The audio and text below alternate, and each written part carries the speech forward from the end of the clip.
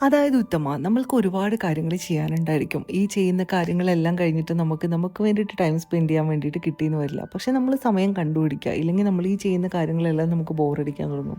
രാവിലെ 6:30ക്ക് നേരത്തെ കണ്ട രൂപത്തിൽ ആ മുതലിനെ ഒരുക്കി വിടാനായിട്ട് നല്ല സ്ട്രഗിൾ ഉണ്ടായിരുന്നു കേട്ടോ.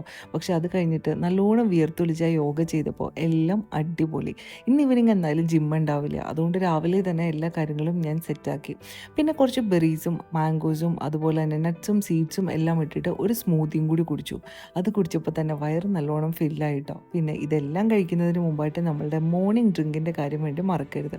അതാണ് നമ്മളുടെ വയറ്റിലേക്ക് പോകേണ്ട സാധനം. ഞാനീ കാണിക്കുന്നതെല്ലാം രണ്ടാൾക്കുള്ള പോർഷനാണ് കേട്ടോ. പിന്നെ അടുത്തത് ഇന്ന് രാവിലത്തെ ബ്രേക്ക്ഫാസ്റ്റ് സ്വീറ്റ് പൊട്ടറ്റോ ആയിരുന്നു. സ്വീറ്റ് പൊട്ടറ്റോ നല്ലപോലെ ഗ്രില്ല് ചെയ്തിട്ട് അതും കഴിച്ചു. പിന്നെ ഉച്ചയ്ക്ക് എന്താ കഴിച്ചത്, ഫിഷ് കറിയും അതുപോലെ തന്നെ ഉപ്പുമാവും. ഇതിനിടയിൽ ഞാൻ ഒരു ഓറഞ്ച് കഴിച്ചിട്ടുണ്ടായിരുന്നു. അതുപോലെ തന്നെ നിറയെ വെള്ളം കുടിച്ചു.